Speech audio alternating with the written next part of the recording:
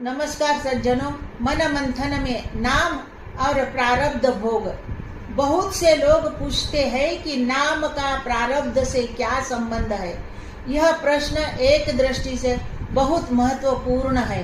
अधिकांश लोग प्रारब्ध के कष्ट को दूर किया जाए इस उद्देश्य से नाम स्मरण करते हैं। शरीर का सुख दुख ही मेरा सुख दुख है, बल्कि शरीर सुखी तो मैं सुखी और शरीर दुखी तो मैं दुखी, ऐसी सामान्य मनुष्य की अवस्था होती है। लेकिन प्रारब्ध के भोग आज तक किसी से भी नहीं टले हैं। तब क्या करना चाहिए? यहाँ यह ध्यान रखना चाहिए कि प्रारब्ध की गति केवल शरीर तक ही सीमित होती है। इसीलिए जिसकी देह बुद्धि शरीर के साथ अपनी पहचान कम हो गई, वह शरीर के सुख दुख से सुखी या दुखी नहीं होता। नाम स्मरण से देह बुद्धि कम होती है। इसीलिए जो मनुष्य नाम में स्थित रहता है वह प्रारब्ध के भोग भोगते हुए भी आनंद में रहता है।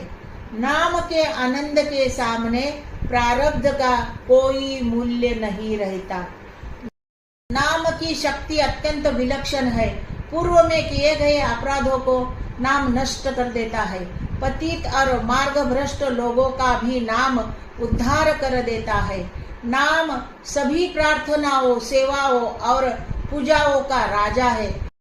आनंद स्वरूप भगवान का सानिध्य नाम से प्राप्त होता है और उनकी कृपा होने में समय नहीं लगता, बल्कि जिस पर भगवान की कृपा होती है उसी के मुख में नाम आता है।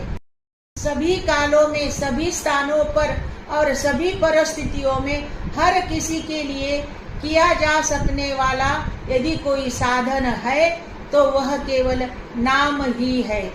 नाम की उपाधि अत्यंत कम होने के कारण निरुपाधिक भगवान से संबंध जोड़ने के लिए नाम जैसा दूसरा कोई साधन नहीं है। सचमुच मैं आपको कितने प्रकार से समझाऊं। अखंड नाम में रहना ही मोक्ष कहलाता है। अखंड नाम में जीना ही परम भक्ति कहलाती है। जो निरंतर नाम में लीन रहता है वही संत कहलाता है। नाम में प्रेम उत्पन्न होना ही संतों की सच्ची पहचान है। इसीलिए मेरी बस इतनी ही बात मानिए। नाम